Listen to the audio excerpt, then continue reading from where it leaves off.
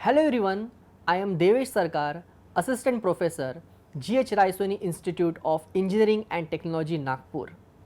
Welcomes to our wonderful solar PV plant. This is RGI Solar Park. The total plant installed capacity is 172.5 kilowatt, which is further divided into two locations in our campus. One is 60 kilowatt and another one is 112.5 kilowatt. This plant is installed by M Plus Solar Company, which is one of the topmost distribution solar energy company. Let us talk about some history.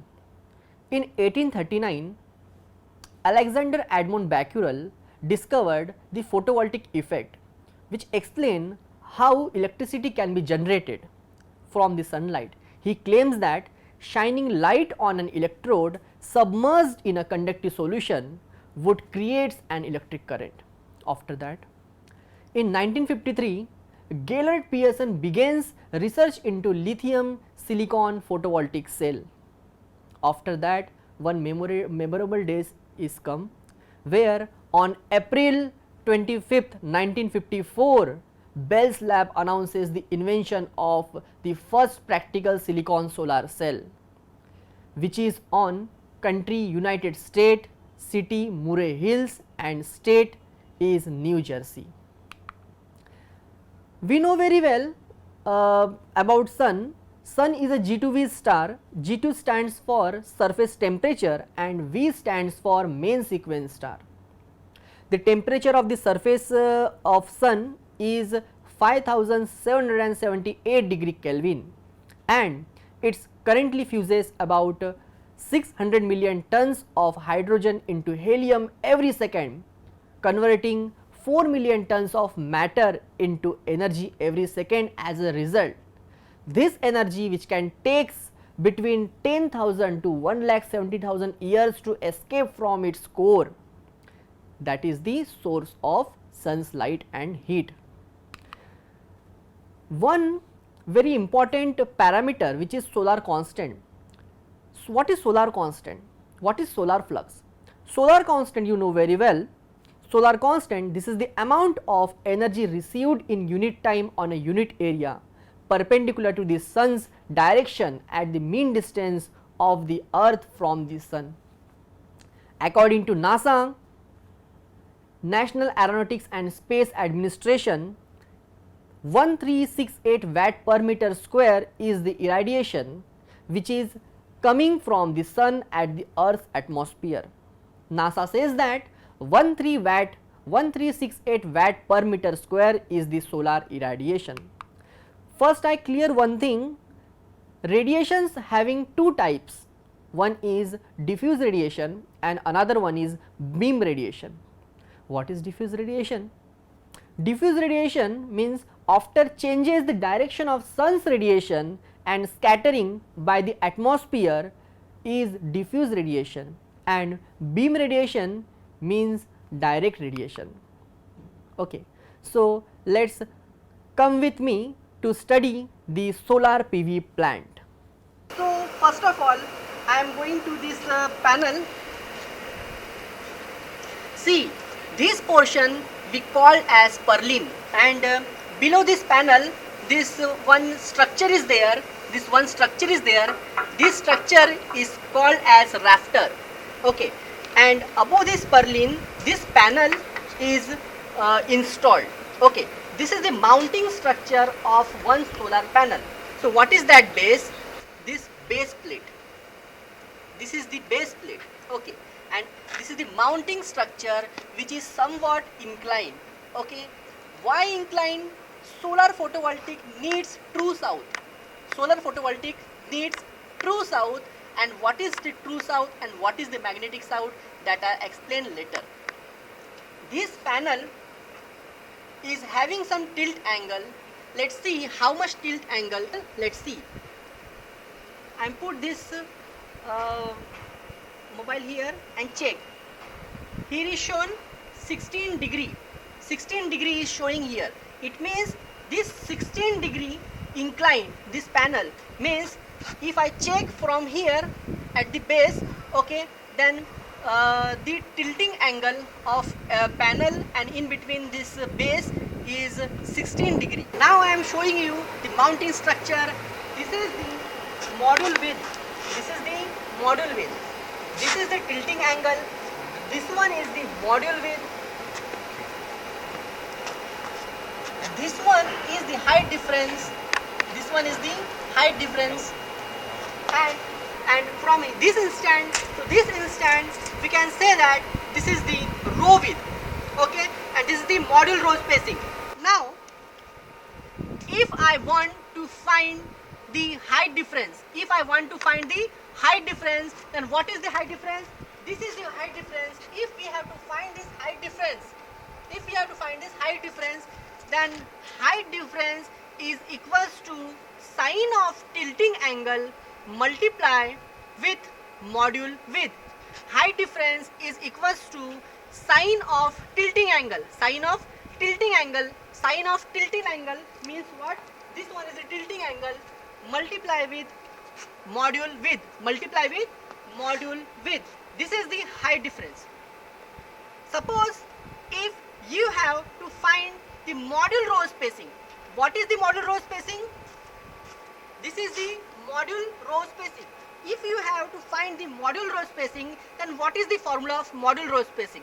Module row spacing is equals to height difference divided by tan of elevation angle. Now the question, what is elevation angle? Then the elevation angle is this. When sun's radiation is coming and it cross from this instant like this, and that sun's radiation is fall into this instant, so this angle is formed like this. This angle is formed, that is called as elevation angle. So due to this, I explained you regarding this mounting structure of solar PV system. Let's see the combination of solar cell in this module. Here we have series of 6 solar cells, 1, 2, 3, 4, 5, 6 like this. We can say that series of these 6 solar cells is a string. So like this we have number of strings in this panel 1, 2, 3 so on up to 10. So we can say that 10 multiply with this 6, we get 60 cells in a string, 60 cells in this module. Okay.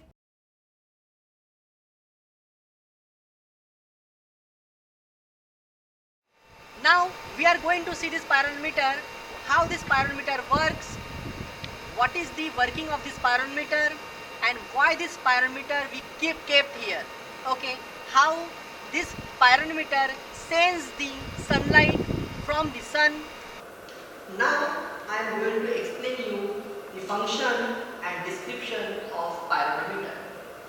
Pyranometer एक बहुत ही important parameter होता है solar photovoltaic का, क्योंकि ये parameter जो है ये रेडिएशन को मेजर करता है। ये हमें बताता है कि कितनी अमाउंट ऑफ रेडिएशन हमारे सरफेस पे पड़ी है। ओके, तो सबसे पहले तो मैं आपको डिस्क्रिप्शन ये देता हूँ कि ये पायरोनोमीटर होता क्या है। Pyranometer is what? Pyrometer is used to measure solar irradiation on a planar surface. Pyrometer is used to measure solar irradiation on a planar surface, and it is designed to measure. And what is designed? And it is designed to measure solar radiation flux density, जिसका unit होता है watt per meter square. जिसका unit होता है watt per meter square. It is also designed to measure solar radiation flux density watt per meter square from a hemisphere. From what? From a hemisphere above within a wavelength which ranges from 0.3 micrometer to 3 micrometer. It is have above within a wavelength of how much? 0.3 micrometer to 3 micrometer.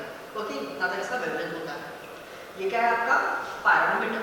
अब pyrometer का function कुछ इस तरह से होता है। Let's see, ये तो आपको मालूम चुका है, ये आपका जो इरेडिएशन को मेजर करता है।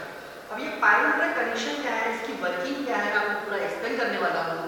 यहाँ पे मेरे साथ में जो है 1100 बैटरी है मेरे पास, 12 वोल्ट 100 एच की बैटरी है मेरे पास, बहुत ही 12 वोल्ट 100 एच की बैटरी है मेरे पास, पायरोमीटर है मेरे पास, 1800 वैट पर मीटर स्क्वायर का पायरोमीटर है मेरे पास, ठीक है, 1800 वैट पर मीटर स्क्वायर का, it is huge, it is more than sufficient. Okay, ये एनालॉग पैरामीटर है, इसके जगह में एक और होता है डिजिटल पैरामीटर भी होता है, बट एनालॉग पैरामीटर से हमें बहुत कुछ सीखने मिलता है, बट डिजिटल पैरामीटर में हमें उतना कुछ सीखने नहीं मिलता, क्योंकि वो बस एक वैल्यू शो करता है, लाइक दिस, इस तरह का पैरामीटर होता है, इस तरह का होता है पैरामीटर, हो भी सकता है, it is a volt meter, ठीक है, it is a volt meter ammeter, but इस तरह का ही होता है पैरामीटर, बट हम जनरली एनालॉग का यूज करेंगे तो आपको बहुत कुछ सीखने मिलेगा, बट आपको डिजिटल में उतना कुछ सीखने नहीं मिलेगा। तो अगर मैं एनालॉग की बात करूँ तो इस एनालॉग में कितना मतलब इज लाइक ये पैरामीटर को आप देख रहे हो, तो इसका जो अपर का सरफेस होता है यहाँ पर, ये आप देख रहे हो, this is the glass door, यहाँ पर होता है ग्लास डोर, क्या होता है आपका ग्लास डोर। ओके, ये जो पार्ट है आपका ये लेवलिंग के लिए होता है, ओके, एंड ये इसके साथ वायर होते हैं, इसको एक्सप्लेन करूंगा वर्किंग कैसे करता है। तो अभी इसका स्ट्रक्चर देख लिया आपने, अब इसका वर्किंग सुनो। ये पैरामीटर के अंदर में क्या होता है कि इस ऊपर में एक प्लेट होती है, ठीक है, जिसको आप बोलते हो बॉडी टेम्परेचर, ठीक है, इसके ऊपर में एक होती है प्लेट होती है जिसको हम बोलते हैं बॉडी टेम्परेचर। ओके, तो उस प्लेट को हम T1 बोल रहे हैं, ठीक है, एंड इसके अंदर में एक और प्लेट होती है जिसको हम बोलते हैं मेटल कंडक्टर, जिसको हमने बोला T2। ऊपर वाला है सरफेस आपका T1 एंड नीचे वाला सरफेस है आपका T2। ऊपर वाला सरफेस आपका टेम्परेचर T1, नीचे वाला सरफेस आपका टेम्परेचर T2।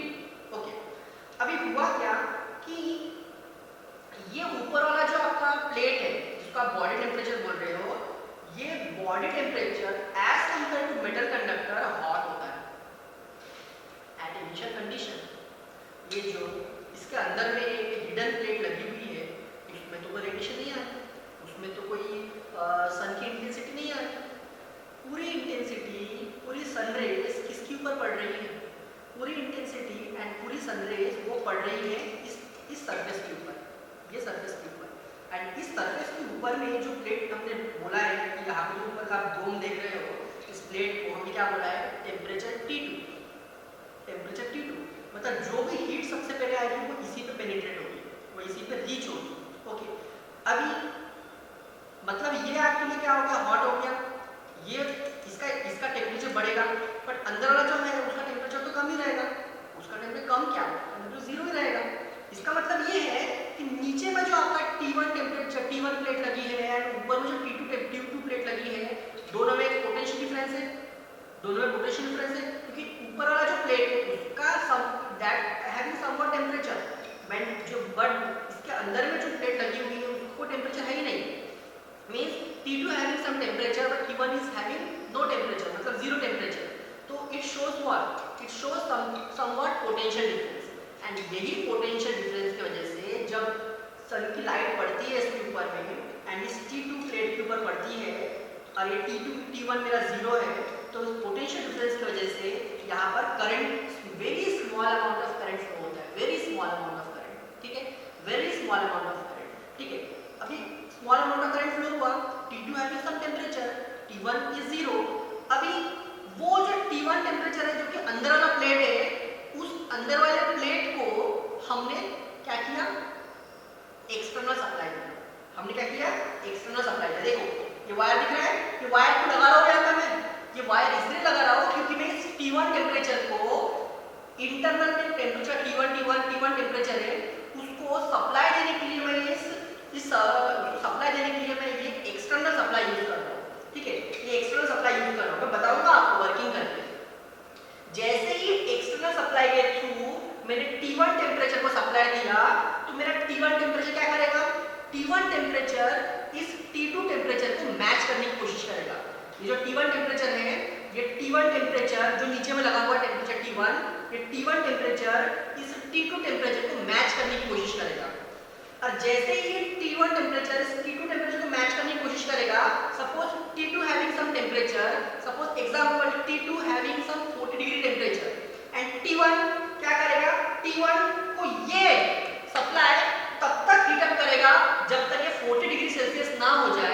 जैसे ये T1 इस T2 को मैच कर लेगा, मतलब ये T1 जब इसके पैरेलल में आ जाएगा, मींस 40 डिग्री सेल्सियस तक आ जाएगा, तो 40 माइनस 40 कितना हुआ? 0। कितना हुआ? 40 माइनस 40 कितना हुआ? 0। तो इसके अंदर में जो एक डिफ्लेक्शन लगाया हुआ है, मतलब इसके अंदर में जो गैलोरीमीटर लगा हुआ है, वो गैलोरीमीटर शोज 0 डिफ्लेक्शन। गैलोरीमीटर क्या शो करेगा? 0 डिफ्लेक्शन शो करेगा। जिस समय वो 0 डिफ्लेक्शन शो करेगा, जिस टाइम में वो 0 डिफ्लेक्शन शो करेगा, उसी टाइम में वो उस पर्टिकुलर जो टेम्परेचर आया था 40 डिग्री सेल्सियस सेव कर लेगा। सेव कैसे किया? क्योंकि T1 उतने टेम्परेचर तक रीच हुआ, T1 उतने T2 के टेम्परेचर तक रीच हुआ, तो हमने उस T1 के टेम्परेचर को सेव किया। मतलब हमने क्या किया? हमने T1 टेम्परेचर को इतना बूस्ट किया कि वो T2 टेम्परेचर को जो है कैच कर पाए, T2 टेम्परेचर तक रीच हो पाए। और जैसे वो T2 टेम्परेचर तक पहुंच गया और गैलोरीमीटर ने बोला, गैलोरीमीटर ने 0 डिफ्लेक्शन शो किया। इसका मतलब गैलोरीमीटर ने 0 डिफ्लेक्शन शो किया, इसका मतलब ये होता है कि T1 उस T2 टेम्परेचर के उतना पहुंच चुका है। हमें वही होना, एक्चुअली मुझे इनडायरेक्टली क्या होना? मुझे T2 टेम्परेचर होना, बट मैंने T1 को जो है T2 तक बूस्ट किया, तो मुझे समझ में आया कि T1 कितना बूस्ट हुआ? T1 40 डिग्री तक बूस्ट हुआ, T1 40 डिग्री तक बूस्ट हुआ, तो T2 भी उतना ही 40 डिग्री तक बूस्ट हुआ होगा। तो T1 आपको 40 डिग्री मिला, इसका मतलब आपको एक्चुअली टेम्परेचर कितना मिला? 40 डिग्री सेल्सियस। ओके, तो this is the function of pyrometer. This pyrometer is acting as a thermocouple. इसमें दो प्लेट होते हैं, एक ऊपर में होता है आपका T2 प्लेट एंड नीचे में होता है आपका T1 प्लेट एंड बीच में होता है आपका गैलोरीमीटर। जब सन की इंटेंसिटी इस T2 लेयर पे पड़ती है, तो ये T2 लेयर मेरा हीट अप होता है एंड T1 लेयर मेरा इनिशियल कंडीशन पे 0 रहता है।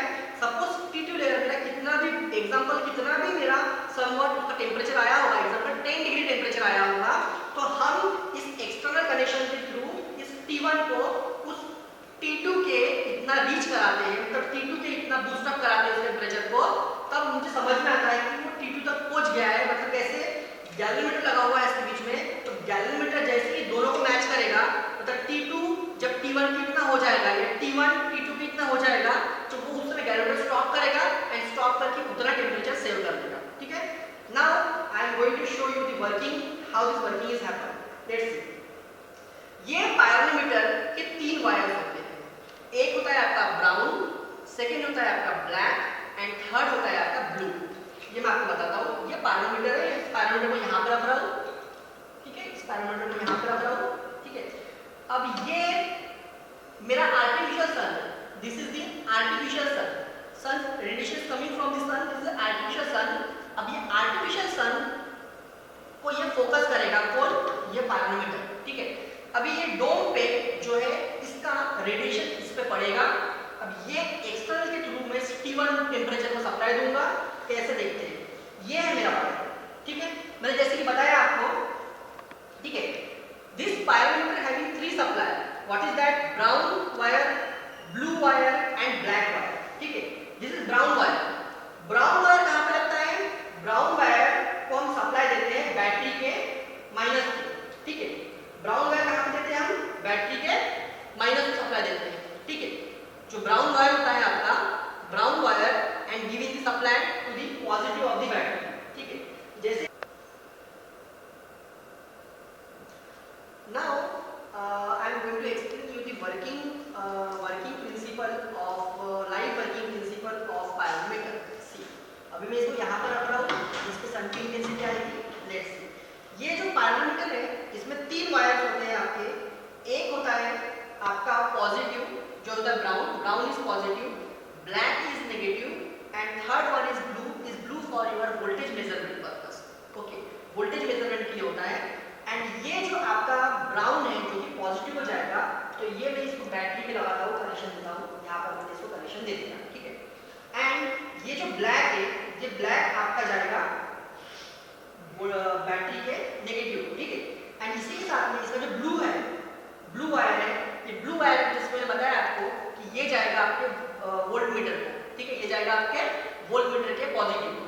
तो जैसे मैंने इसको वोल्ट मीटर को पॉजिटिव पर लगा दिया, ओके, इसका रोल यहाँ पे खत्म हो गया। अब ये जो नेगेटिव है, ये नेगेटिव एंड वोल्ट मीटर का नेगेटिव, इस पायरोमीटर का नेगेटिव वोल्टमीटर का नेगेटिव, ये दोनों का सप्लाई जाता है आपके बैटरी को, दोनों का सप्लाई आपके जाता है आपके बैटरी को। तो जैसे ही ये दोनों सप्लाई मैंने बैटरी को लगाया, इस तरह से बैटरी पे लगाया एंड मैंने वोल्टेज चेक किया। जैसे ही मैंने इसको लगाया, ठीक है, जैसे मैंने यहाँ पे लगाया, ठीक है, अब मैं यहाँ पे वोल्टेज चेक करता हूँ, ठीक है, ये वोल्टेज नोट करो, कितना आया वोल्टेज, ये वोल्टेज आया है आपका 2.5, कितना वोल्टेज आया, लेट्स सी, पायरोमीटर के हिसाब से, जैसे मैं अगर सामने करूंगा बढ़ेगा, देखो बढ़ रहा है, ओके, जैसे जैसे मैं पायरोमीटर को सन के पास लेके जा रहा हूँ, जैसे जैसे मैं पायरोमीटर को सन के पास लेके जा रहा हूँ, मेरा यहाँ पे वोल्टेज बढ़ रहा है, ठीक है, जैसे जैसे पीछे कर रहा हूँ मेरा वोल्टेज कम हो रहा है, सामने कर रहा हूँ मेरा वोल्टेज बढ़ रहा है। मैं आपको एक चीज बता देता हूँ कि पायरोमीटर का जो वोल्टेज रेंज होता है, पायरोमीटर में जो वोल्टमीटर हम चेक कर रहे हैं उसका रेंज होता है आपका, रेंज होता है उसका 0 to 5 वोल्ट, कितना होता है उसका रेंज होता है 0 to 5 वोल्ट तक होता है उसका रेंज, ठीक है। पायरोमीटर जो कैप्चर करता है आपके सन की इंटेंसिटी को वो 360 डिग्री में करता है, कितना डिग्री में करता है आपका, 360 डिग्री में करता है, टोटल 360 डिग्री में करता है, ठीक है। तो 360 डिग्री और वोल्टेज, ये दो चीजें इस पायरोमीटर में बहुत ज्यादा मैटर करती है, बहुत ज्यादा मैटर करती है, ठीक है। अब मुझे यहाँ पे चेक करना क्या है, कनेक्शन समझ गया था आपको, ठीक है, तो मैं थोड़ा और पास लेके जाता हूँ, ठीक है, यहाँ पे लेके गया, अब सन के थ्रू इसके ऊपर जो है रेडिएशन आई, ठीक है, यहाँ पर मैंने वोल्टेज चेक किया, सबसे पहले वोल्टेज चेक किया, कितना वोल्टेज आया इसके पास, ये वोल्टेज आया है आपका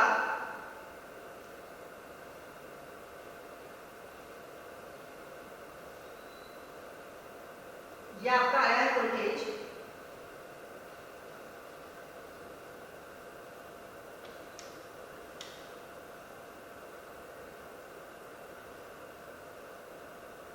ठीक है, ये आपका आया है वोल्टेज, कितना आया है 2 वोल्ट, कितना आया है आपका 2 वोल्ट, ठीक है। अभी ये वोल्टेज आया है आपका, यहाँ पर शो हो रहा है आपका वैरी हो रहा है, तो this is fixed as suppose 0 volt, ये वैरी हो रहा है as per the sun radiation, ठीक है, जैसे बढ़ा हुआ है यहाँ पर, तो ये आ रहा है आपका 2 वोल्ट, ठीक है, तो ये आया आपका यहाँ पे, ठीक है, इट इज समवॉट 2 वोल्ट। अभी ये 2 वोल्ट जो है, यहाँ पर 2 वोल्ट मिला आपको, तो यहाँ पर क्या करना है आपको, यहाँ पे 360 multiply by 2 is you getting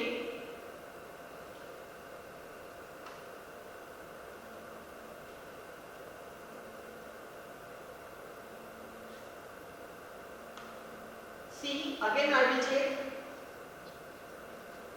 यहाँ पर मैं कनेक्शन लगा रहा हूँ, एग्जैक्ट वैल्यू निकालते हैं कितनी वैल्यू, अभी हम यहाँ पे आर्टिफिशियल सन का यूज किए, इसलिए इंटेंसिटी बहुत ही कम है, बट अगर एक्चुअल सन की बात करें तो उसकी इंटेंसिटी बहुत ज्यादा होती है, ठीक है।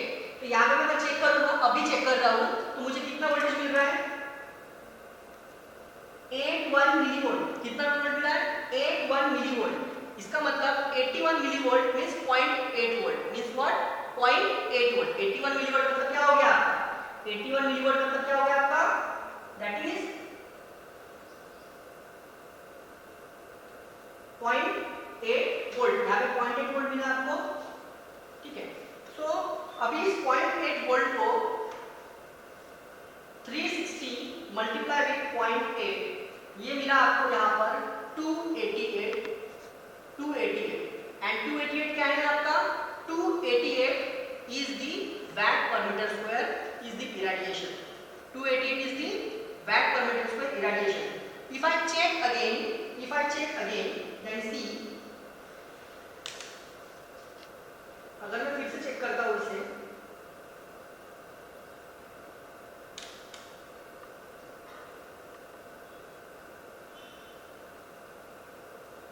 ठीक है, ये आया आपका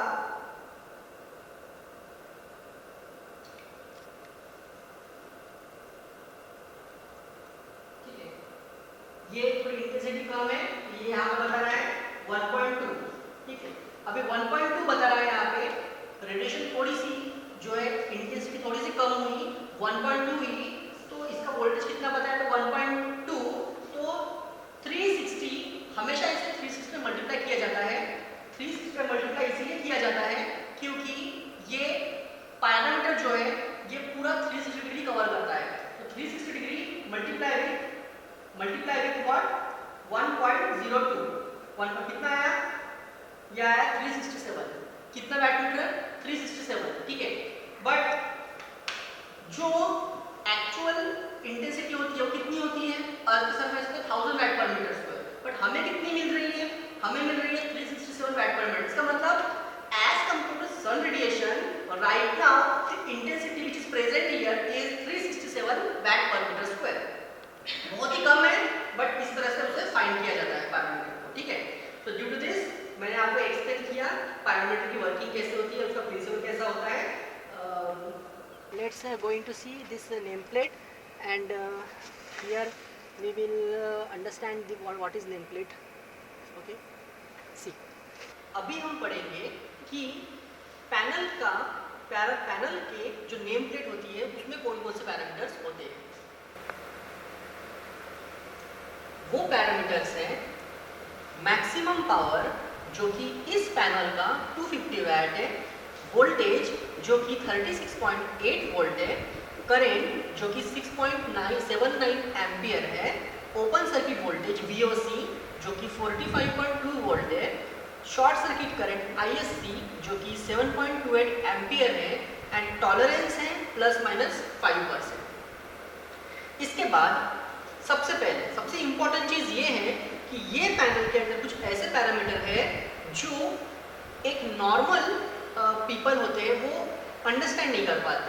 वो पैरामीटर्स कौन कौन से हैं? Specifications are at standard test condition, it is called as STC। STC बोलने से क्या होता है आपका स्टैंडर्ड टेस्ट कंडीशन। अब as per the standard test condition what is happening here, let's see. Standard test condition के हिसाब से आपका जो पावर, आपका जो इरेडिएशन है वो इरेडिएशन है 1000 वैट पर मीटर स्क्वायर। कितना? 1000 watt per metre square. It is the irradiance level of this module.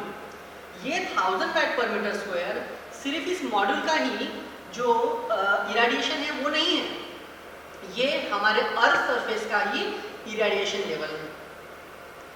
As per the NASA, तो as per the NASA what is happening, NASA के according जो हमारा solar constant होता है वो 1368 VAT per metre square होता है, ठीक है। तो 1368 वैट पर मीटर स्क्वायर ये आता कहाँ से है? ये आता है सन से। सन से आता है आपके अर्थ के एटमॉस्फेयर पे। अर्थ के एटमॉस्फेयर तक उस सन का जो इरेडिएशन लेवल है वो 1368 वैट पर मीटर स्क्वायर ही होता है, बट उसके बाद वो उस एटमॉस्फेयर को क्रॉस करता हुआ, पेनिट्रेट करता हुआ अर्थ के सरफेस पे जब रीच होता है तो उस समय अर्थ के सरफेस पे जो इरेडिएशन होता है वो आता है 1000 वैट पर मीटर स्क्वायर। इसे बोलते हैं सोलर कांस्टेंट। वही यहाँ पर मेंशन है 1000 वैट पर मीटर स्क्वायर, जिसे हम बोलते हैं इरेडिएशन। इरेडिएशन का दूसरा ही नाम होता है सोलर कांस्टेंट।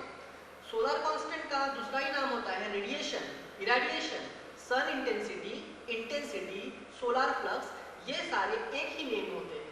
ये सभी का जो मेन एम होता है वो रेडिएशन लेवल ही होता है। रेडिएशन कितना? 1000 वैट पर मीटर स्क्वायर, बस सोलर कांस्टेंट ने कितना बोला था? 13 watt per metre square. What is solar constant? Solar constant is the amount of energy received in a unit time on a unit area perpendicular to the sun's direction at the mean distance of the earth from the sun. This is the solar constant. Means 1 square metre पे आपका कितना radiation पड़ता है वो depend करता है solar constant. Solar constant, what is that? Solar constant is the amount of energy received in a unit time on a unit area perpendicular to the sun's direction at the mean distance of the earth from the sun. This is the solar constant. अभी 1000 watt per metre square ये आया कहाँ से, ये आप लोगों को बहुत अच्छे से पता चल चुका है। 1000 वैट पर मीटर स्क्वायर जो कि इरेडिएशन है वो आपका सोलर कांस्टेंट से आया है, वो सोलर फ्लक्स से आया है। इसके बाद आगे बढ़ते हैं एम। एम मीन्स व्हाट, यहाँ पर लिखा हुआ है मेंशन नेम प्लेट पे एम। एम मतलब होता है आपका एयर मास। एयर मतलब होता है आपका एयर मास। एयर मास कितना है यहाँ पर 1.5, ठीक है। एयर मास जो डिपेंड करता है वो 1 से जो है ग्रेटर रहता है, ओके। अभी एयर मास जिसकी वैल्यू होती है 1.5, ये एयर मास एक्चुअली है क्या? एम जिसे हम बोलते हैं, what is that M? M मतलब होता है एयर मास, और air mass is what? Air mass is a measure of how much atmosphere sun rays have to pass through on their way to the surface of the earth. What is air mass? Air mass is the measure, वही measurement है। Air mass is the measure for what? Of how much atmosphere sun rays have to pass through on their way to the surface of the earth. Means in a short, air mass मतलब होता है path length. कौन सा path length? ये आपका सन है, ये आपका अर्थ सरफेस है। सबसे शॉर्टेस्ट डिस्टेंस जो एयर मास क्या देखता है कि सन ओवरहेड में कब आया, मींस सोलर पैनल से आपके सन की जो सबसे शॉर्टेस्ट लेंथ होती है, एक प्रकार से ऐसा बोला जाए कि जब सन हमारे ओवरहेड आएगा तभी ही हम बोलेंगे कि it is shortest length, okay. That's means solar panel और सन के बीच का जो शॉर्टेस्ट लेंथ होता है उसे हम बोलते हैं एयर मास। मीन्स ये सन है, इसके बीच का जो डिफरेंस है that is the air mass, that is the air mass. Air mass means what? Air mass is a measure of how much atmosphere sun rays have to pass through on their way to the surface of the earth. This is the air mass. Air mass इसकी calculate करते हैं 1.5। कैसे है 1.5? क्योंकि air mass का formula है। Air mass doesn't have a unit, okay. Air mass having one formula which is 1 upon cos of theta, where theta is what? Theta is the zenith angle. Theta is the zenith angle. If I want to find the zenith angle, then first you have to understand the declination angle, inclination angle, azimuth angle, then after that zenith angle. Declination angle की बात करता हूँ तो declination angle जो है वो define होता है आपका डेल्टा से। सिर्फ मैं ये चीज जो है बस यहाँ पे ओवरव्यू दे रहा हूँ, बट इसके बारे में जस्ट इसके नेक्स्ट टॉपिक में मैं आपको इसका डिटेल इंफॉर्मेशन देने वाला हूँ, okay. Just I am giving the overview and after that I will give you detail information दूंगा मैं आपको इसके ऊपर। अंडरस्टैंड करो इतना। Delta, delta means what? It is the declination angle. Declination angle means what? क्या होता है? सन के सेंटर से अर्थ के सेंटर के बीच की जो लाइन होती है, ये आपका सन का सेंटर है, ये आपका अर्थ का सेंटर है। This is sun centre, this is the earth centre. इसके बीच में जो एक लाइन फॉर्म होती है एंड अर्थ का खुद का अपना इक्वेटोरियल प्लेन होता है, लाइक दिस अर्थ का इक्वेटोरियल प्लेन होता है। तो this line and this equatorial plane, in between these some angle is formed, that is the delta. Delta is the declination angle. Then what about this theta? Theta is what we require, what we need. We need this theta value to find this air mass. Air mass, because the air mass having one formula is 1 upon cos theta. We need theta. First of all, understand that how you get the value of theta. मैं इसके तुरंत बाद ही आपको जो है visit platform में लेके जाऊंगा, वहां पे विजिट में लेके जाऊंगा। और विजिट में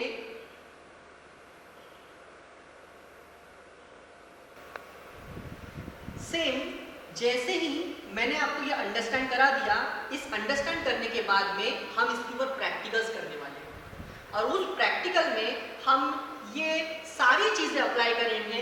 how to practically find the zenith angle, practically find the inclination angle, practically find the timing at peak time of sunny hour, how to find practically that sunny hours, that angles, solar angles. So these things we have to find and calculate after this. Okay, so सबसे पहले एक overview देता हूँ, understand कराता हूँ कि ये जो आपका है इसके बाद थीटा इज क्या है। अभी मैं एक अर्थ सरफेस देता हूँ, this is sun, this is the sun rays. Okay, now this one is the plane of the earth surface, ये आपका अर्थ सरफेस है, ठीक है। अभी एक पर्टिकुलर पॉइंट लो कहीं पे भी, इस पॉइंट पे लोकेशन होने वाला है। सबसे पहले तो आप ये देख लो कि ये आपका नॉर्थ है, ये आपका साउथ है, and this one is our east and this one is your west. North south east west. अभी जैसे ही सन की रेडिएशन पर्टिकुलर इस इंस्टेंट पे पड़ी आपकी इस पॉइंट पे, इस पॉइंट पे जैसे ही सन की रेडिएशन पड़ी आपकी, तो वहां से लेकर अर्थ का जो इक्वेटोरियल प्लेन है आपका, उसके ऊपर का जो एंगल होता है that is the theta, that is the what, that is the alpha, this is the inclination angle, this is the inclination angle. And उसी केस में जब सन की रेज इस पॉइंट पे फोकस करेगी and this rays, this sun rays, the angle which is formed, what is zenith angle? Zenith angle is the angle which is formed in between the sun rays and the perpendicular direction of horizontal plane। ये जो horizontal plane है आपकी, इसके ऊपर में आप perpendicular direction बनाओगे, same perpendicular, तो perpendicular direction of perpendicular to the earth surface and in between the sun rays, ये क्या होता है आपका, यहाँ पर theta form होता है which is the zenith angle। This thing I will explain you after this topic। Okay, जैसे ही टॉपिक हो जाता है हम इस चीज को प्रैक्टिकली करने वाले हैं, हम इस चीज को प्रैक्टिकली करने वाले हैं। अभी आगे बढ़ते हैं कि और कौन कौन से पैरामीटर्स कवर हो रहे हैं। Next is cell temperature. ये सेल का, सेल मतलब what, cell is the solar cell, cell is the solar cell. मैं आपको बताऊंगा नेक्स्ट टॉपिक में कि जो सेल होते हैं सोलर सेल, वो सोलर सेल एक्चुअली उसमें वर्किंग कैसे होती है बताऊंगा आपको। तो सेल टेम्परेचर, एक सेल का जो टेम्परेचर होता है वो cell temperature standard test condition में 25 डिग्री सेल्सियस तक होता है, 25 डिग्री सेल्सियस तक होता है सेल का टेम्परेचर। ओके, अभी मैं नॉमिनल ऑपरेटिंग सेल टेम्परेचर की बात करता हूँ। तो जो पैनल है मेरा, इस पैनल का, और जो पैनल हमने हमारे इस प्लांट में यूज किए हैं, हमने हमारे इस सोलर प्लांट में यूज किए हैं, वो नॉमिनल ऑपरेटिंग सेल टेम्परेचर जो है वो होता है 45 डिग्री सेल्सियस। कितना होता है? 45 डिग्री सेल्सियस। अभी टेम्परेचर की बात करता हूँ, ये बहुत ही इंपॉर्टेंट पैरामीटर है as per finding the efficiency. ये जो पैनल हमने यूज किए हैं, ये पैनल कैसे पैनल है हमारे पास? ये पैनल है हमारे पास पॉलीक्रिस्टलाइन। कैसे हमारे पास? Polycrystalline. There are having some parts of this panels. There are some types of this panels. What are the types? एक होता है सबसे जिसकी एफिशिएंसी सबसे ज़्यादा होती है, जिसकी एफिशिएंसी सबसे ज़्यादा होती है that is the monocrystalline panel। Second number पे आता है आपका पॉलीक्रिस्टलाइन पैनल। थर्ड नंबर पे आता है आपका amorphous thin film crystalline panel। Okay, तो फोर्थ नंबर पे आता है आपका हाइब्रिड पैनल। ओके, जिसकी एफिशिएंसी सबसे कम होती है। सबसे नंबर 1 पे आता है मोनोक्रिस्टलाइन पैनल, बट उसके लिए आपको जो है शॉर्टेस्ट जगह चाहिए होती है, बट पॉलिक और उसकी कॉस्टिंग भी बहुत ज़्यादा होती है, बट उसकी एफिशिएंसी थोड़ी ज़्यादा होती है as compare to polycrystalline. But मैंने यहाँ पे जो पैनल यूज किया दैट इज दी, और हमारे पूरे कैंपस में जो 650 पैनल्स है लगे हुए हैं, टोटल 650 पैनल्स लगे हुए हैं हमारे इस कैंपस में, वो टोटल 650 पैनल जो है, वो टोटल 650 पैनल जो है वो सारे के सारे आपके पॉलीक्रिस्टलाइन है। अब पॉलीक्रिस्टलाइन के केस में क्या होता है कि आपकी जो एफिशिएंसी होती है वो 15.58% है। ओके, बट अभी बात हम कहाँ पर कर रहे हैं? टेम्परेचर की। बहुत ही इंपॉर्टेंट पैरामीटर है आपका टेम्परेचर। अब टेम्परेचर कैसे हुआ? As per the standard test condition and nominal operating cell temperature, nominal operating cell temperature बोलता है कि 45 डिग्री सेल्सियस। ये जो आप बैक शीट देख रहे हो व्हाइट कलर की, ये बैक शीट में यहाँ पर एक कॉपर की चिप लगी हुई है, इसके अंदर में कॉपर की चिप लगी हुई है, ठीक है। अब होता ये है कि ये सिलिकॉन से बना हुआ है आपका पैनल। सिलिकॉन मॉइस्चर बहुत कैप्चर करता है, जिससे हमारी फ्यूज कम होती है। ओके, अब होता ये है कि ये सोलर मॉड्यूल से हमारा जनरेशन होता है, इलेक्ट्रिसिटी का हम जनरेशन करते हैं। वो हम जनरेशन कैसे करते हैं? With the help of heat. कैसे जनरेट करते हैं? With the help of heat. अब आप हीट से इसको जो है, आप हीट से इस इलेक्ट्रिसिटी को जनरेट करने की कोशिश कर रहे हो सोलर पैनल के थ्रू, तो ऑब्वियसली आपका ये पैनल हीट अप होगा। अब ये पैनल अगर आपका हीट अप होगा और आप बोल रहे हो कि यहाँ पर आपका कॉपर की प्लेट लगी हुई है नीचे में, बैकशीट बोलते हैं इसको, यहाँ पे लगी हुई है, तो ये पार्ट आपका हीटेड होगा। और ये पार्ट अगर हीटेड हो गया तो पैनल का जो स्ट्रक्चर है वो बोलता है कि अगर मेरा ये हीटअप होता है तो आपका टेम्परेचर में आपका जो है इफिशिएंसी कम होगी। कैसे? आपका पैनल हीटअप होगा तो आपका टेम्परेचर बढ़ेगा, आपका टेम्परेचर बढ़ता है तो पैनल में उसका इफेक्ट क्या होता है ये सुनो। आपका नॉमिनल ऑपरेटिंग सेल टेम्परेचर है इस मॉड्यूल का 45 डिग्री सेल्सियस। इसका मतलब ये है कि 45 डिग्री सेल्सियस से अगर 1 डिग्री भी आपका ये टेम्परेचर इंक्रीज होता है, मतलब 45 डिग्री सेल्सियस है तो 46 डिग्री सेल्सियस तक अगर आपका टेम्परेचर इंक्रीज होता है, 1 डिग्री भी इंक्रीज होता है, तो आपका जो पावर जो है वो -0.545 टू -0.45 तक आपका कम हो सकता है। मतलब हर 1 डिग्री पे आपका पावर -0.5% से कम हो सकता है। But it is depend upon the types of panel. अगर ये आपका मोनोक्रिस्टलाइन पैनल है या फिर पॉलीक्रिस्टलाइन पैनल है तो इसका टेम्परेचर, अगर ये आपका मोनोक्रिस्टलाइन पैनल है या फिर पॉलीक्रिस्टलाइन पैनल है तो इस तरह के जो मॉड्यूल है उसका टेम्परेचर अगर 45 डिग्री सेल्सियस है, उसका nominal operating temperature 45 degree Celsius है, तो आपके हर डिग्री के इंक्रीज होने पे, आपके हर टेम्परेचर की डिग्री इंक्रीज होने पे आपका जो परसेंटेज ऑफ पावर है वो -0.45 टू -0.5% से आपका कम होता है। अगर यही पैनल अगर आपका हाइब्रिड रहा या फिर आपका अमॉर्फस थिन फिल्म क्रिस्टलाइन रहा तो आपका ये जो पावर है वो पावर की इफिशिएंसी हर 1 डिग्री के बढ़ने से -0.2% टू -0.25% से पावर आपका कम होता है। ये टेम्परेचर का इफेक्ट है। अब आप पूछोगे कि अगर सबके माइंड में क्वेश्चन आएगा, आपको भी जो है आप पूछोगे कि सर अगर ये जो पैनल है हम बोल रहे हैं कि due to the heat the energy is generated. Okay, तो हीट बढ़ता है। अगर हीट बढ़ेगा तो टेम्परेचर ही बढ़ेगा सर, ऑब्वियसली। अगर आपका हीट बढ़ेगा तो टेम्परेचर ही बढ़ेगा। तो टेम्परेचर के बढ़ने से पावर कैसे कम होगा? टेम्परेचर के बढ़ने से पावर कैसे कम होगा? This the question. क्योंकि सब कुछ तो टेम्परेचर पे है। आप बोलोगे टेम्परेचर कम होगा तो पावर तो कम होना चाहिए, पर टेम्परेचर के बढ़ने से आपका पावर कैसे कम होता है? तो मैं आपको ये बताता हूँ कि एक्चुअली क्या होता है कि लिसन, आपका वोल्टेज होता है और एक करंट होता है। ओके, सभी का अपना वोल्टेज होता है, मेरे में भी वोल्टेज है, सभी के पास वोल्टेज है। वोल्टेज मतलब क्या होता है? वोल्टेज मतलब होता है पोटेंशियल डिफरेंस। वोल्टेज मतलब क्या होता है? पोटेंशियल। वोल्टेज मतलब क्या होता है? पोटेंशियल। मैं अपने आप में एक रेजिस्टेंस हूं, मेरे में खुद का अपना एक पोटेंशियल है, मतलब हर चीज का अपना एक पोटेंशियल है। इस सोलर फोटोवोल्टिक का अपना एक पोटेंशियल है। बस फर्क इतना है इसमें और मेरे में कि इसकी वोल्टेज को शो करके, इसका वोल्टेज है आपका 36.8 वोल्ट ऑफ दिस पैनल, मतलब इस पैनल का पोटेंशियल डिफरेंस कितना है? 36.8 वोल्ट। कितना? 36.8 वोल्ट पोटेंशियल है, 36.8 वोल्ट पोटेंशियल है। बट जब तक इसमें से करंट पास नहीं होता तब तक वो पावर बताएगा क्या? नहीं।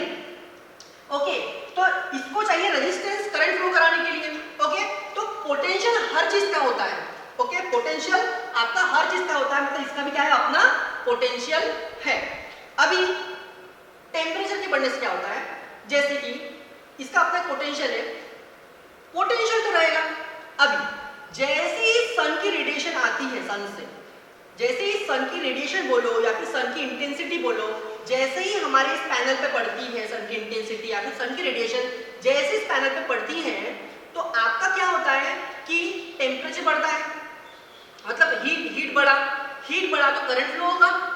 अगर इस पैनल पे हीट बढ़ा तो आपका क्या होगा? करंट फ्लो होगा। और करंट फ्लो होगा, ऑब्वियसली अगर करंट फ्लो होगा उस पैनल में से तो आपका हीट तो आपका टेम्परेचर भी इंक्रीज होना स्टार्ट होगा, ठीक है, टेम्परेचर भी इंक्रीज होना स्टार्ट होगा।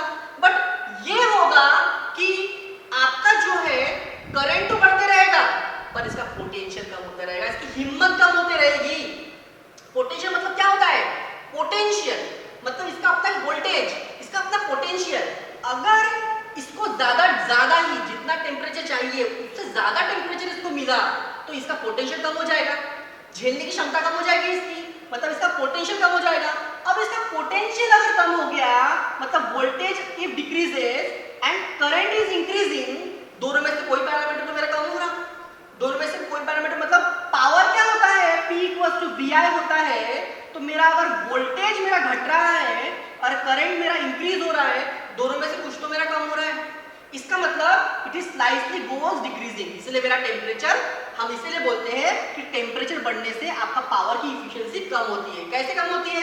क्योंकि वोल्टेज अपने आप में एक पोटेंशियल है, करंट तो बढ़ते रहेगा, करंट वैरी होगा, इसका खुद का अपना पोटेंशियल है। पोटेंशियल कम कैसे हुआ?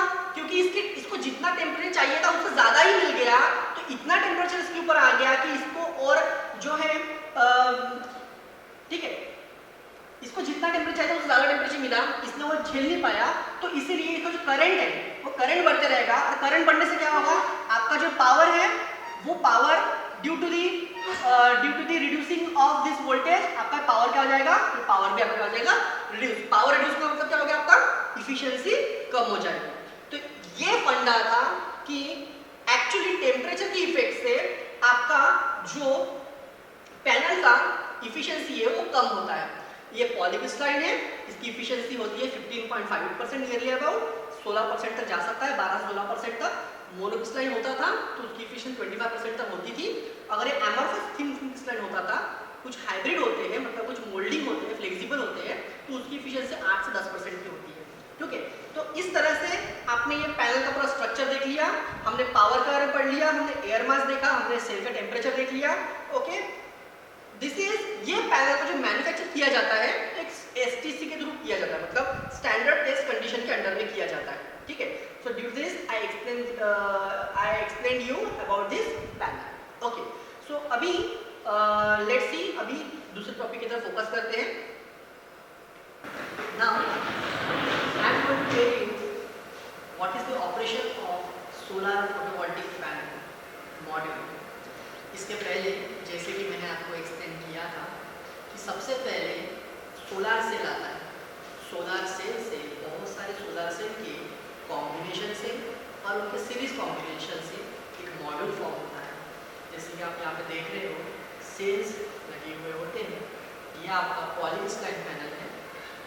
ये सेल के सीरीज में होने से एक स्ट्रिंग फॉर्म होती है एंड बहुत सारे स्ट्रिंग के पैरेलल कॉम्बिनेशन से मॉड्यूल बनता है। अभी now I am going to explain you the operation of solar photovoltaic panel. होता क्या है कि ये आपका सोलर पैनल है, इस सोलर पैनल पे जब सन की इंटेंसिटी पेनिट्रेट होती है, इस सोलर पैनल पे जब सन की इंटेंसिटी इसमें रीच होती है, पेनिट्रेट होती है, ये सोलर पैनल जो है आपका, this is the upper side is the N type layer and lower side is the P type layer. Sun की रेडिएशन जब एन टाइप लेयर पे पड़ती है तो वो एक पीएन जंक्शन फॉर्म करता है। आपने जैसे कि पढ़ा होगा फिजिक्स में कि दो लेयर के बीच में एक डिप्रेशन लेयर फॉर्म होती है, upper side is the N type layer and lower side, lower part is the P type layer. The solar module is very thin, बहुत ही ज़्यादा थिन होता है, बहुत ही ज़्यादा पतला होता है। जब आप सोलर मॉड्यूल देख रहे हो, इसकी विड्थ आपको इतनी मोटी दिखती पड़ेगी, इतनी मोटी नहीं होती है विड्थ इसकी।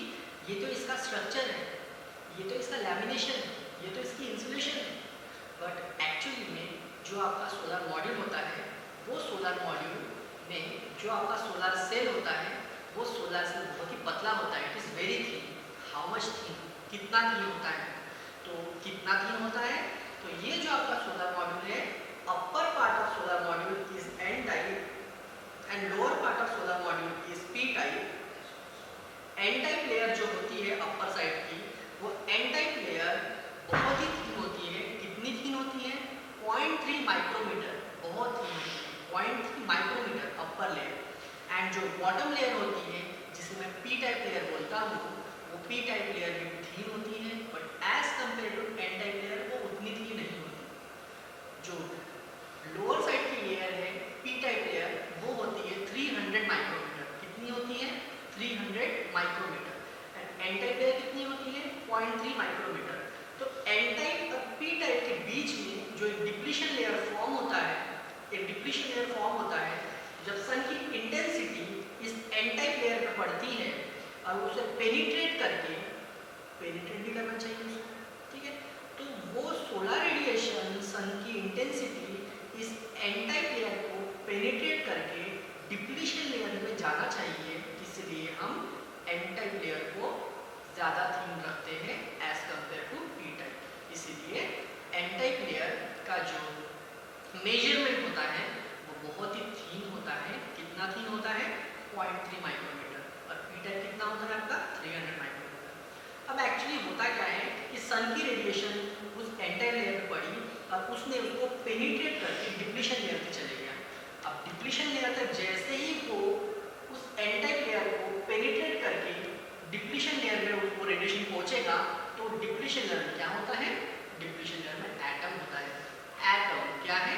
Atom silicon. एटम क्या है? Atom is A silicon. Silicon से याद आया, चलो सिलिकॉन के बारे में एक चीज मैं बता देता हूँ आपको कि silicon is a bad conductor of heat. Silicon moisture capture करता है, इसलिए हमें हर शाम सोलर पैनल होने के बाद उसको हर शाम से वॉश करना होता है, उसे वॉश करना होता है। आप अगर उसे वॉश नहीं करोगे तो आपका जो आपकी जो इफिशियंसी है सोलर मॉड्यूल की वो कम हो जाएगी, ठीक है। तो सोलर मॉड्यूल को हर शाम वॉश करना पड़ता है क्योंकि सिलिकॉन जो है मॉइस्चर कैप्चर करता है। Silicon is a bad conductor of heat. जरूरी है कि सिलिकॉन ही यूज करें। सिलिकॉन के अलावा और भी सेमीकंडक्टिंग मटेरियल्स है जो कि इस सोलर मॉड्यूल को मैन्युफैक्चर बनाने के काम में आती है। वो होती है crystalline silicon, cadmium tellurate, copper indium diselenate, gallium arsenate, zinc sulphate, ये सारी जो सेमीकंडक्टिंग मटेरियल्स होती है, इससे भी हम चाहें तो इस पैनल को जो है हम इसे मैन्युफैक्चर कर सकते हैं, बट हमने सिलिकॉन का यूज़ किया।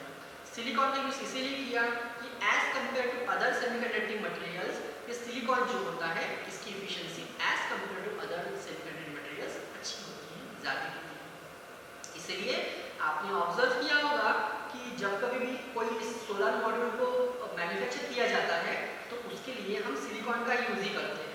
तो हमने यहाँ पर सिलिकॉन का यूज़ किया। एक्चुअली हुआ क्या कि सन की इंटेंसिटी इस एन टाइप लेयर पे आई और वो उसको ब्रेक डाउन करके, वो उसको पेनिट्रेट करके डिप्लीशन लेयर में गई।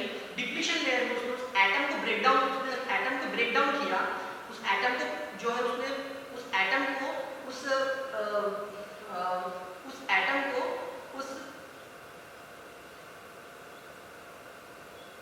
सन की इंटेंसिटी उस डिप्लीशन लेयर में गई और उसने उस एटम को ब्रेक किया और उस एटम को ब्रेक करने के बाद due to the sun intensity वो एटम मेरा ब्रेक हो गया, मतलब सिलिकॉन मेरा ब्रेक हुआ। And you know very well कि कोई एटम जब मेरा ब्रेक होता है तो उसमें से दो चीज़ें निकलती है, वो होती है एक होती है होल एंड दूसरी होती है electron. And you know very well holes and electron में से जो इलेक्ट्रॉन होता है, you know very well due to the flow of electron हम उसे करंट बोलते हैं। इलेक्ट्रॉन के फ्लो होने से ही हमारा जो करंट है वो जनरेट होता है, ठीक है। अभी इलेक्ट्रॉन को फ्लो कराना है बट सिलिकॉन की बैड कंडक्टर ऑफ हीट होगा कैसे? डिप्लीशन लेयर में एटम ब्रेक डाउन हो गया, एटम ब्रेक हो गया, एटम में से दो हमारे आइडिया निकले, एक निकला आपका होल्स और एक निकला आपका इलेक्ट्रॉन। अभी वो इलेक्ट्रॉन, यहाँ पर इलेक्ट्रॉन निकला, यहाँ पर उसने पेनिट्रेट किया इंटेक को, डिप्लीशन लेयर को ब्रेक किया, तो यहाँ पे कोई इलेक्ट्रॉन जनरेट हुआ, यहाँ पे समवट इलेक्ट्रॉन जनरेट हुआ, यहाँ पे सन की इंटेंसिटी आई, सोलर पैनल पड़ी तो यहाँ पर इलेक्ट्रॉन जनरेट हुआ, यहाँ पे समवट इलेक्ट्रॉन जनरेट हुआ, यहाँ पर इलेक्ट्रॉन जनरेट हुआ, यहाँ पर इलेक्ट्रॉन समवट सब जगह में इलेक्ट्रॉन जनरेट हुआ। बट इलेक्ट्रॉन जनरेट होने के बाद हमें एक चीज याद आ रही है कि silicon is a bad conductor of heat. Silicon is a bad conductor of heat. Then वो उस इलेक्ट्रॉन को फ्लो कैसे कराएगा? वो उस इलेक्ट्रॉन को फ्लो कैसे कराएगा? तो वो फ्लो कराने के लिए हम इस पैनल में कुछ लगाते हैं जिससे वो फ्लो करता है। क्या लगाते हैं हम? यहाँ पर आप देख रहे हो सिलिकॉन, यहाँ पे आप देख रहे हो कि कुछ आपको सिल्वर की कोटिंग दिख रही है यहाँ पर आपको कुछ सिल्वर की कोटिंग दिख रही है, दिख रही है आपको यहाँ पे सिल्वर की कोटिंग। तो ये जो सिल्वर की कोटिंग होती है, ये सिल्वर की कोटिंग इससे बोला जाता है मेटल फिंगर। इसे क्या बोलते हैं? Metal finger. तो ये जो आपकी सिल्वर की कोटिंग होती है जिसको मेटल फिंगर बोला जाता है, तो ये मेटल फिंगर इस पूरे मॉड्यूल का 15% होता है। मीन्स हम 15% से ज़्यादा हम लगाते नहीं हैं मेटल फिंगर को, उसका एक बैड इफेक्ट भी पड़ता है। अभी मेटल फिंगर हम इसलिए लगाते हैं क्योंकि सिलिकॉन मेरा बैड पेंड्रॉफ फिट है। अब जैसे ही मैंने इसे मेटल फिंगर लगाया, ये मेटल फिंगर लगे हुए हैं यहाँ, मेटल फिंगर जो आप लाइनिंग्स देख रहे हो सिल्वर कोटिंग की, ये मेटल फिंगर्स लगे हुए हैं। मीन्स जो भी इलेक्ट्रॉन यहाँ पर जनरेट होगा, ये metal finger, we know very well, metal finger we know very well, metal is a good conductor of heat, metal is a good conductor of heat. तो जो भी इलेक्ट्रॉन्स यहाँ पे जनरेट होगा, यहाँ पर जनरेट होगा, तो ये मेटल फिंगर उसको एब्जॉर्ब कर लेगा। वो मेटल फिंगर क्या करेगा? वो मेटल फिंगर उस इलेक्ट्रॉन को एब्जॉर्ब कर लेगा। जो इलेक्ट्रॉन यहाँ जनरेट होंगे, यहाँ पर जो मेटल फिंगर वो उसको एब्जॉर्ब कर लेगा। जो इलेक्ट्रॉन यहाँ जनरेट होंगे, वो मेटल फिंगर उसको एब्जॉर्ब कर लेगा। एब्जॉर्ब करके करेगा क्या? सबसे पहली बात तो ये है कि मेटल फिंगर इस पूरे मॉड्यूल का 15% होता है, 15% होता है। तो जैसे ही ये मेटल फिंगर ने इस इलेक्ट्रॉन को एब्जॉर्ब कर लिया, ये सारे मेटल फिंगर बनकर एक पिन बनता है। मींस ये सारे मेटल फिंगर यहाँ पे कंबाइन होते हैं। यहाँ पे देखो आप, हर मॉड्यूल में यहाँ पर एक लाइनिंग होती है, कॉम्बिनेशन ऑफ मेटल फिंगर होता है। यहाँ पर सारे मेटल फिंगर यहाँ पे आकर एक हो जाते हैं, सारे मेटल फिंगर यहाँ पर आकर एक हो जाते हैं। तो यहाँ से एक कनेक्शन जाता है, एक कनेक्शन जाता है, और इसके नीचे में बैक, इसके इस मॉड्यूल के सबसे लास्ट में कॉपर की शीट होती है, ठीक है। तो ये जो आपकी मेटल फिंगर है, इसका एक पॉइंट जो है वो एक पॉइंट एक वायर के फॉर्म में बनता है, एंड ऊपर का जो एन टाइप होता है, ठीक है, उसका एक वायर निकलता है। मींस यहाँ से एक वायर निकलता है, एंड नीचे जो होता है आपका कॉपर की प्लेट, उसका एक वायर होता है। तो वो फॉर्म करता है प्लस एंड माइनस को। इसका मतलब ये है कि जैसे ही मेटल फिंगर ने उस इलेक्ट्रॉन को एब्जॉर्ब कर लिया, इलेक्ट्रॉन को एब्जॉर्ब करने के बाद में क्या होगा, हम उसको क्लोज कर देंगे, उस सर्किट को क्लोज करेंगे। जब क्लोज करेंगे तो मेरा क्या होगा, वो इलेक्ट्रॉन मेरा फ्लो होना शुरू होगा। इलेक्ट्रॉन क्या होगा, मेरा एब्जॉर्ब कर लिया उस मेटल फिंगर ने एब्जॉर्ब कर लिया। एब्जॉर्ब करने का वो उस इलेक्ट्रॉन को फ्लो कराएगा। उस इलेक्ट्रॉन क्या करेगा, फ्लो कराएगा due to the effect of semiconducting material. मतलब एक पीएन जंक्शन जैसे वर्क करेगा, एक पीएन जंक्शन जैसे वर्क करेगा। As per the PN junction वो इलेक्ट्रॉन मेरा क्या होगा, उस सर्किट में से फ्लो होगा, तो मेरा सर्किट क्लोज हो जाएगा। तो मेरा इलेक्ट्रॉन जो रहेगा वो इलेक्ट्रॉन मेरा फ्लो होगा, तो इसमें से मेरा करंट जनरेट होगा, ठीक है। तो इस तरह से ये सोलर मॉड्यूल में से मेरा इलेक्ट्रिसिटी जनरेट होता है। सोलर मॉड्यूल की हेल्प से हमारा इलेक्ट्रिसिटी जनरेट होता है with the help of PN junction, with the help of PN junction concept.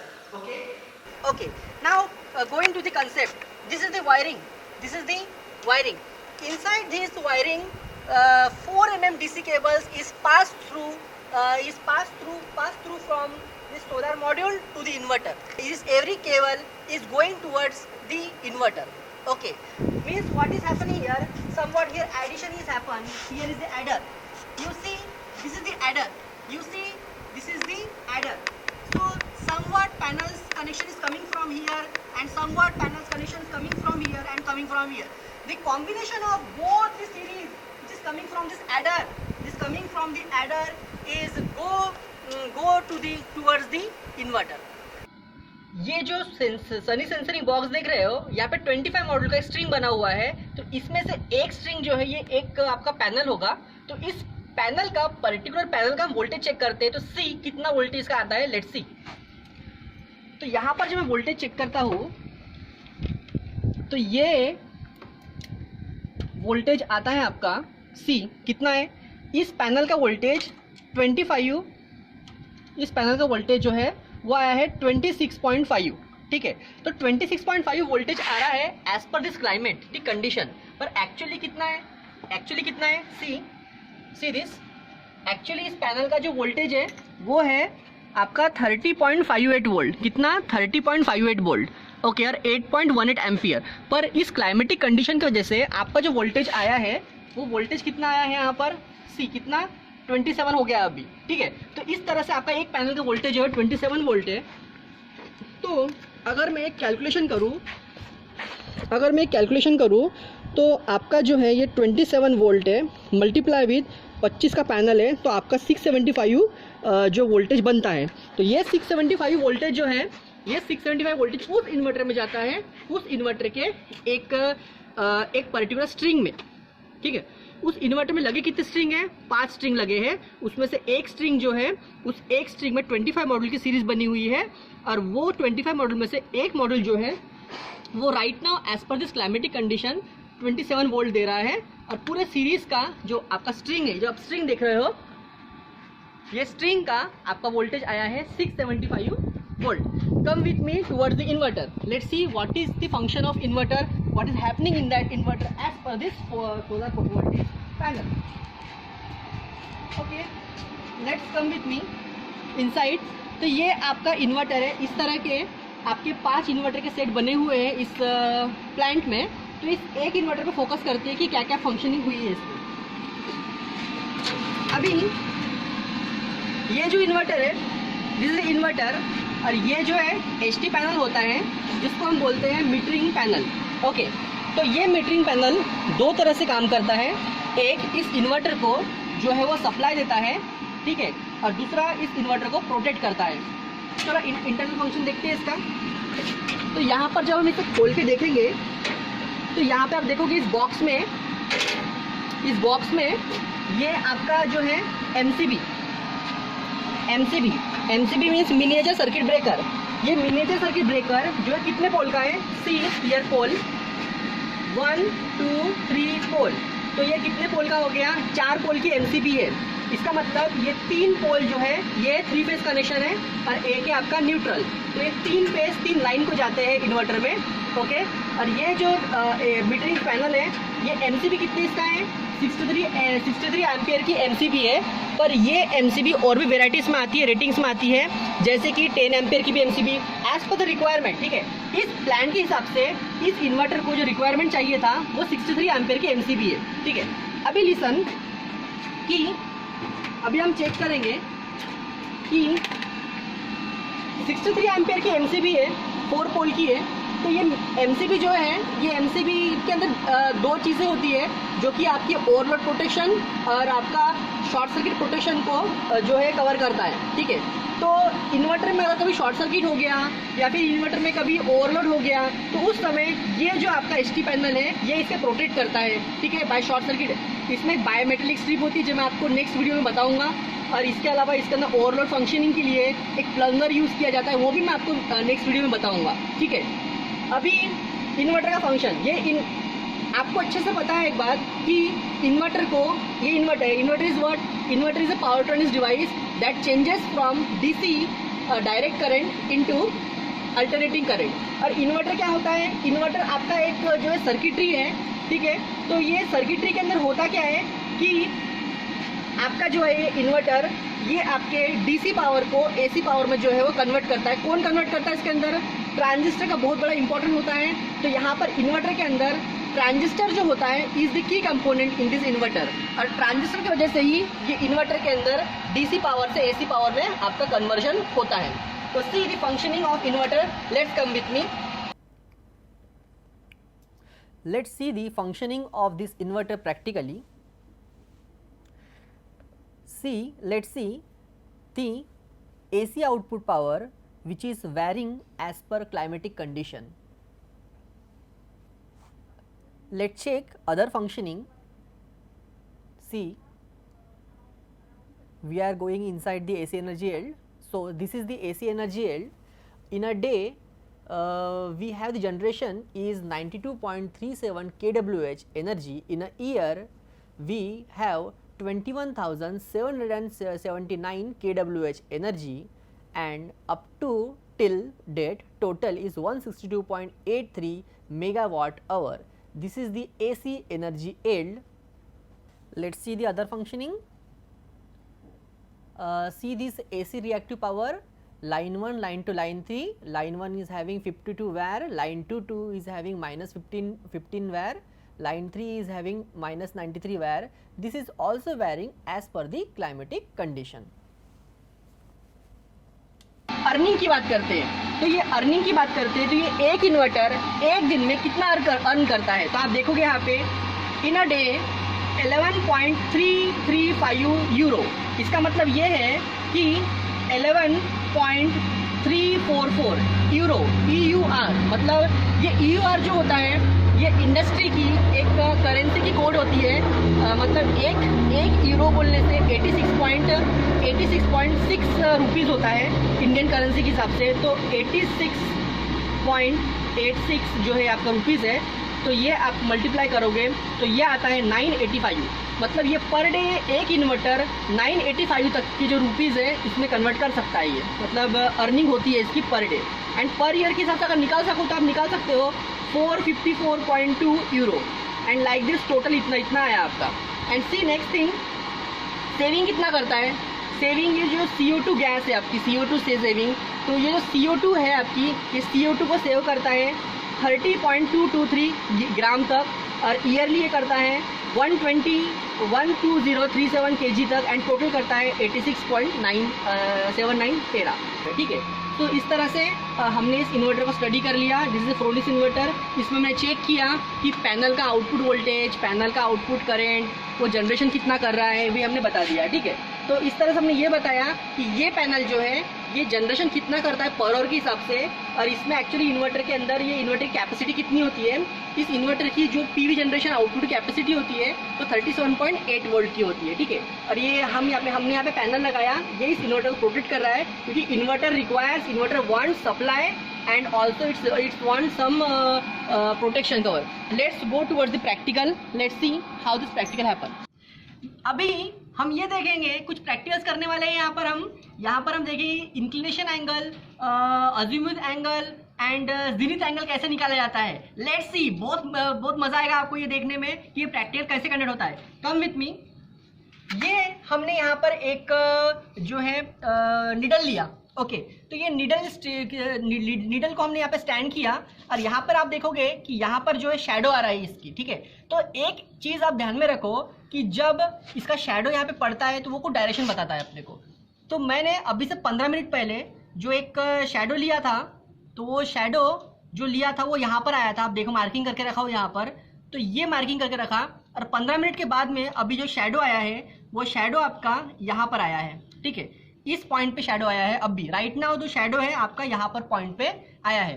तो अभी क्लाइमेटिक कंडीशन की वजह से जो है वो शैडो अभी जो है आपको मेंशन नहीं हो रहा है। As per the climatic condition, as per the climate, तो अभी हमने जो शैडो देखा वो शैडो 15 मिनट पहले यहाँ पर था, और अभी जो हमने मार्किंग किया वो शैडो मेरा यहाँ पर आया है। ठीक है, राइट नाउ यहाँ पर आया है शैडो, मैंने यहाँ पे मार्किंग करके रखा है। अभी चेक करते, 15 मिनट पहले जो मेरा शैडो का पॉइंट आया था वो यहाँ पर आया था, और 15 मिनट के बाद में यहाँ पर आया। तो ये जो पोर्शन है मेरा, ये पोर्शन को हम बोलते हैं ईस्ट, और जो मेरा शैडो जो धीरे धीरे लैगिंग हो रहा है यहाँ पर आता है हमारा वेस्ट। ओके, अगर ये ईस्ट और वेस्ट का मैं एक मार्किंग बनाऊँ यहाँ पर, तो ये कुछ आता है मेरा, ये आप अगर ऐसा परपेंडिकुलर निकालो इसका, तो ये परपेंडिकुलर जो बनेगा आपका वो होगा south, and this one is your north, and this one is your south. Okay, तो अभी ये आपको मिल चुका है, और यहाँ पर आपको ये पॉइंट मिला है, मैं मार्किंग करता हूँ। अभी यहाँ पर हम प्रैक्टिकल करते हैं। First I am going to find the inclination. inclination, and second I am going to find the zenith angle,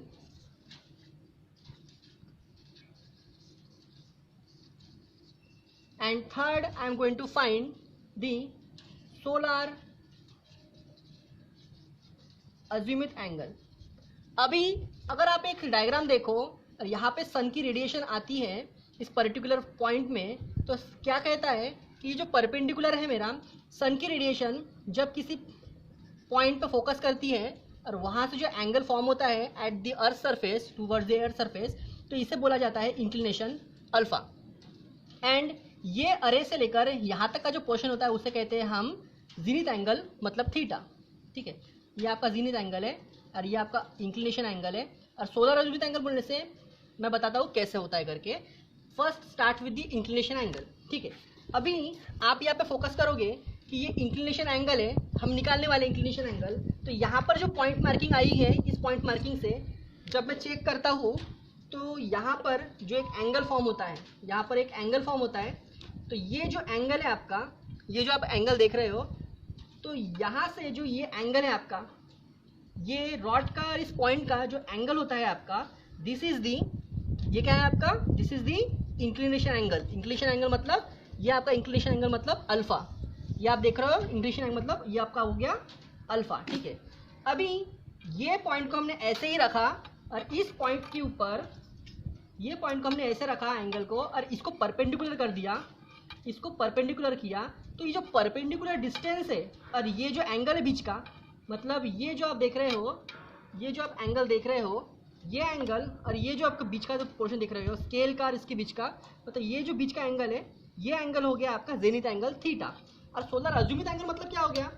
solar azimuth angle बहुत ही ईजी है समझने के लिए, बहुत ही ईजी जाता है। लेट्स सी, अभी साउथ कहाँ पर है? यहाँ पे south, this is the south, this one is south, this one is south facing. मैं बड़ा लेंथी कर देता हूँ। तो ये है आपका साउथ फेसिंग, ठीक है। तो ये आपका साउथ है, ठीक है।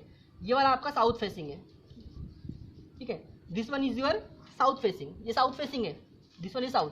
अभी ये जो आपका साउथ फेसिंग, मैंने यहाँ पे स्केल को रखा, तो ये आपका साउथ फेसिंग है और ये आपका नॉर्थ फेसिंग है। अभी जब इसकी रेडिएशन इस पे आती है, जिस जो शैडो पे, वो शैडो से, ये आप शैडो पे आई है, ठीक है। तो ये शैडो की लाइन है आपकी, ये जो लाइन है आपकी शैडो की लाइन है, एंड ये आपकी साउथ फेसिंग की लाइन है। तो साउथ फेसिंग की लाइन और शैडो की लाइन के बीच का जो एंगल फॉर्म होता है, this is the solar azimuth angle, जिसको हम जो है डिनोट करते हैं गामा से, ठीक है। ये जो एंगल है मेरा, ये एंगल है मेरा गामा सोलर अजीमुथ एंगल। तो due to this we understand very well the inclination angle, zenith angle and solar azimuth angle. Let's go toward one more interesting practical, come with me. Stop कर। Let's see one more interesting practical. Okay, यहाँ पर हम जो मैंने एक जैसे practical design किया है आप लोगों के लिए।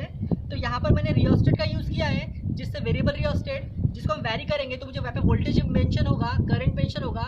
मैं रेजिस्टेंस को वैरी करके, मतलब लोड को वैरी करके, मैं अपने करंट को किस तरह से चेंज कर सकता हूँ और करंट में किस तरह से उसका इफेक्ट पड़ता है, that we will see here, ठीक है।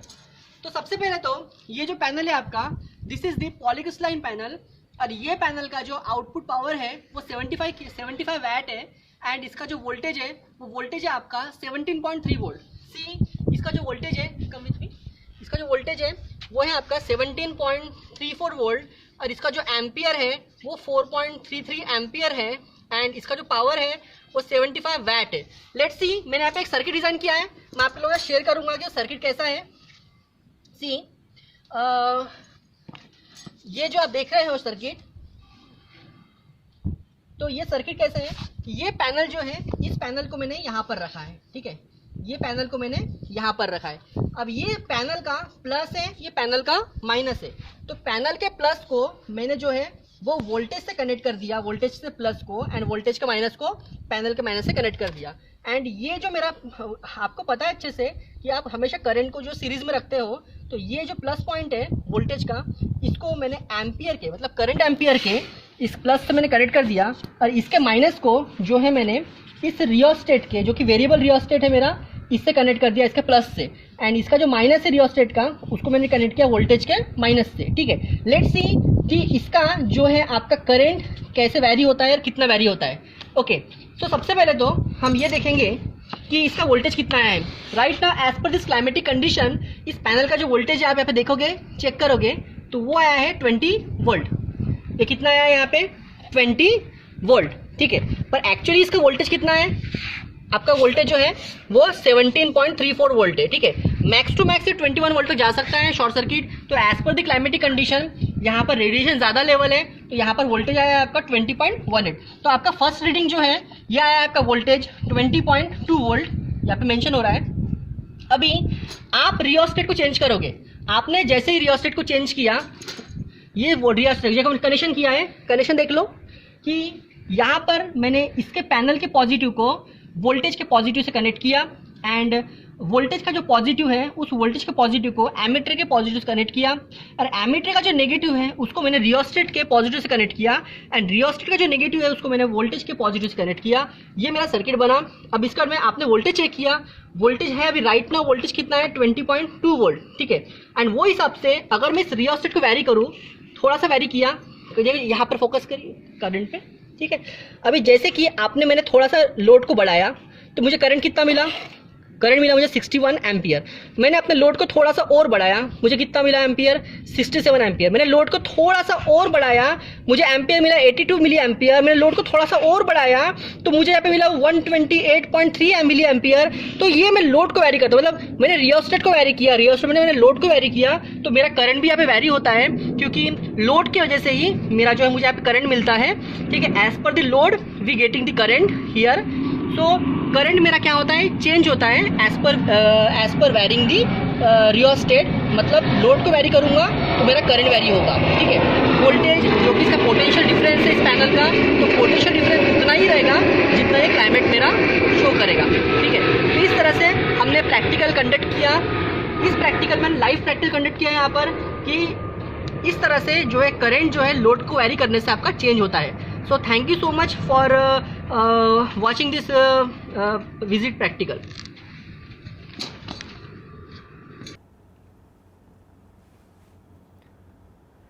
Students, so I am going to conclude this visit. We have 172.5 kilowatt solar plant which is installed at the roof of our institute building.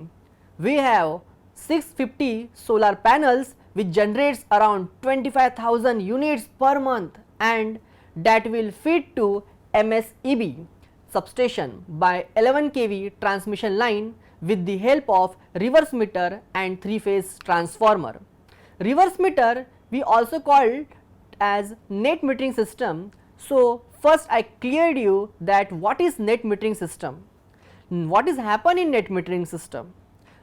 Net metering system, in grid connected solar photovoltaic, solar energy supply in the connected load that are connected to the public electricity grid through a service connection which exports surplus energy into the grid and shortfall being drawn from the grid.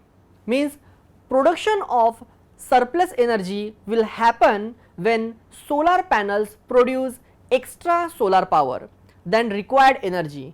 In this case what happen, this surplus power is fed into the grid during night, or we can say that when the required energy exceeds over a solar energy production, it automatically draws energy from the grid. So I hope you understand very well this solar plant visit. Thank you so much.